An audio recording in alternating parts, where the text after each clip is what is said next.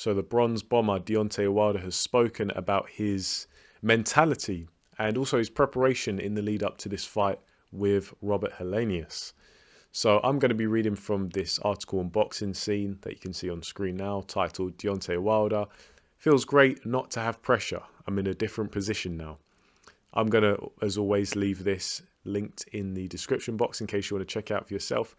Some of you may not be that interested, but I think there is some insight to be gained from this. So the first quote I'm going to read is from Wilder himself. He says, "I'm in a different position right now, and it just feels great to be in a position I'm in with no pressure.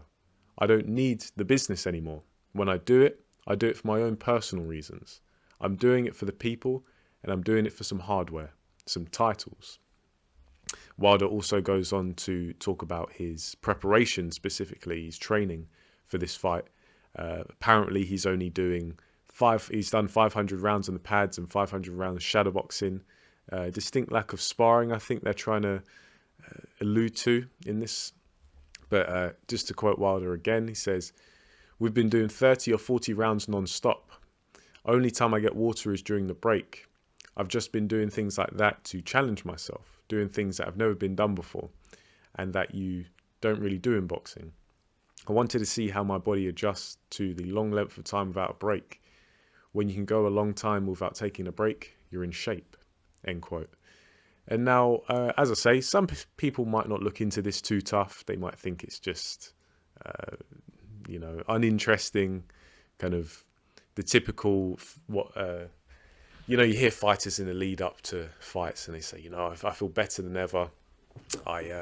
This is the best version of me, or in for a show on so-and-so date. Yeah, I understand why people are going to disregard this, but personally, I think it's interesting because I think that this is an interesting fight overall because of the trajectories, the difference in trajectories of both fighters. You have Deontay Wilder, who's coming off of 2 crushing losses to Tyson Fury. And then you have Robert Helenius, who's kind of on the upwards a little bit, experienced a bit of an Indian summer in his career with those 2 wins over Adam Kovnatsky. And so it's going to be interesting to see how these 2 collide given the positions that they're in right now. And now Deontay Wilder talks about not feeling any pressure. And I think at this point in Deontay Wilder's career, that's probably a good thing because we have to factor in that Deontay Wilder was getting to a stage in his career and maybe even his life where he was just gassing himself up to high heavens. This man, he honestly seemed to think that he was some kind of god of war incarnate, and he was just absolutely untouchable, and anything he lands on he destroys, and it's only a matter of time. And then Tyson Fury came along, took him to a draw the first time when he was grossly out of shape, completely demolished him in the second fight, and I don't even remember Wilder landing any significant punches in that second fight. And then the third fight, Deontay Wilder was able to land on Tyson Fury, land clean, send Fury to the canvas. But what happened? Fury got up and then proceeded to pummel Deontay Wilder until he separated him from his senses.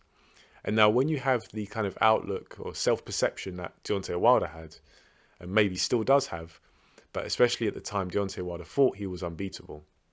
And we know about the excuses, and he really tried to make out that that was really just his worst day. And on his day, he will beat Tyson Fury. That didn't happen. And when fighters have that kind of self-perception that they are really high and mighty, and they take a loss, and especially a bad loss, it can shatter their entire self-perception and turn their world upside down. They're never the same again. That happens. I think it's actually more common than people realize.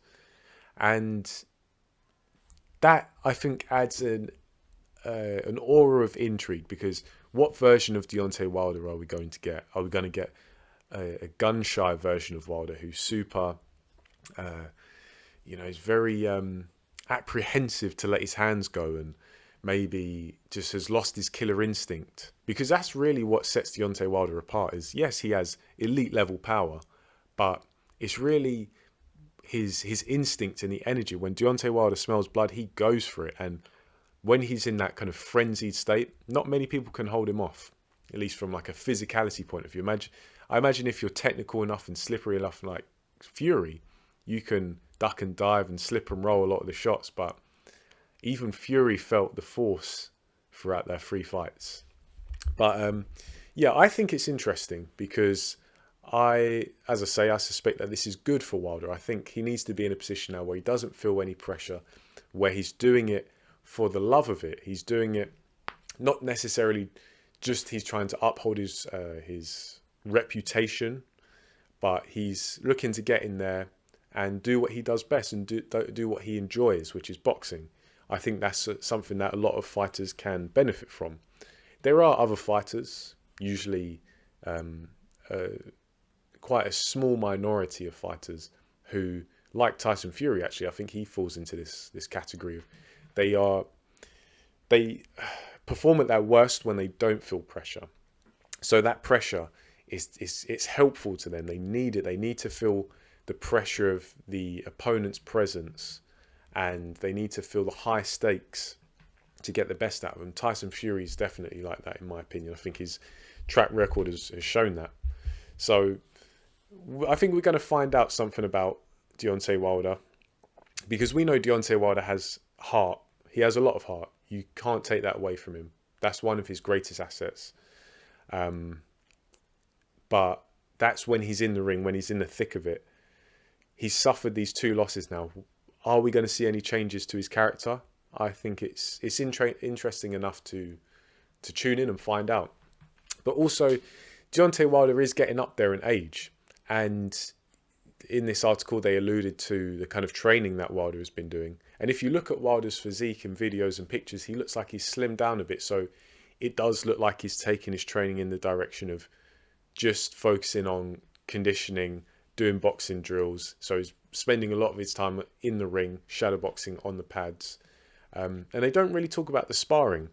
And I may be wrong, but I'm going to interpret this as them saying or implying that Deontay Wilder hasn't been doing much sparring in the lead up to this fight. And some people are going to think that that's completely outrageous. How can you not spar? You're going into a fight.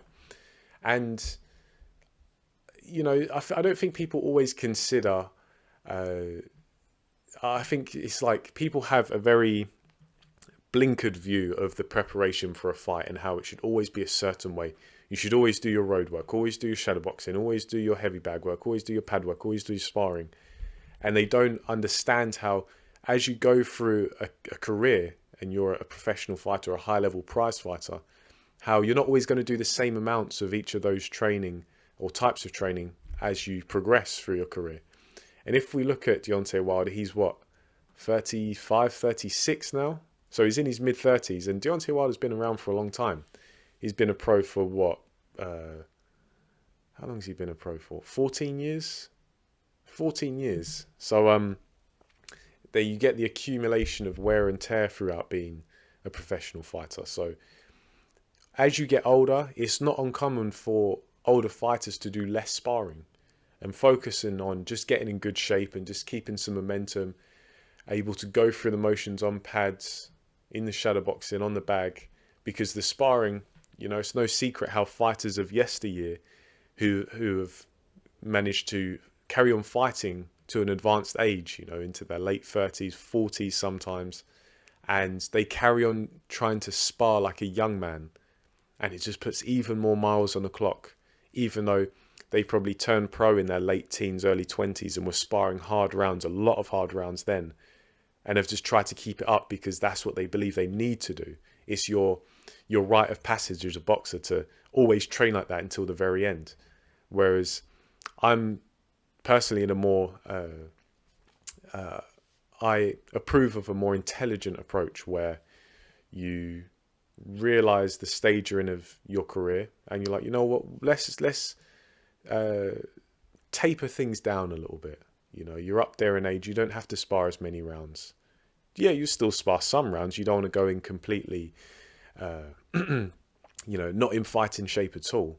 But do you need to be doing the hard rounds you were as a young man? Nah, it's probably not worth it because you might end up leaving it in the gym. You need to have a more intelligent approach because at those advanced ages by boxing standards, you don't have the energy to spare. You don't have the like the physical robustness that you did as a young man. So yeah, hearing this stuff from Wilder and his team, I think is promising. Not only about his mindset, about his preparation as well. And there are going to be some people, and they may be a little bit facetious, and they say that, okay, Deontay Wilder doesn't feel any pressure because this fight is a nothing fight. It's a gimme fight for him. And I can kind of understand that, Robert Helenius isn't the highest level opponent for Deontay Wilder. But personally, I think that this is a very acceptable fight for Deontay Wilder, given the circumstances, coming off of those two bad defeats to Tyson Fury. It would have been, it's coming up to a year since he last fought. But also, don't underestimate how dangerous Robert Helenius could potentially be for Deontay Wilder, because not only is Helenius a big man himself, he can also punch himself as well. He's a legitimate puncher in his own right. But also, there's familiarity between these two. I believe they've sparred several rounds over the years. And so don't underestimate how much confidence that familiarity can give a fighter. And look, don't get me wrong, I'm picking Deontay Wilder to win this fight and win big. But that's just my prediction. If I factor in the circumstances, the history between Wilder and Helenius, and the trajectories they're both on, as I spoke about earlier, I can realistically see how this goes pear-shaped for Deontay Wilder. Do I expect it to? No. But I think it's not beyond the realms of possibility that Deontay Wilder loses this fight if he's in the wrong space, or if his confidence isn't above a certain threshold. I don't know. So, yeah, I think this is actually going to be a decent fight. I think it will be somewhat of a spectacle. But that's just my opinion. Let me know what you think of this news. Do you think it's significant? Do you think it's insignificant? Leave it down below and I'll get back to you. Do you agree, disagree? All of that stuff. But for now, as always, thanks for watching and I'll catch you in the next video.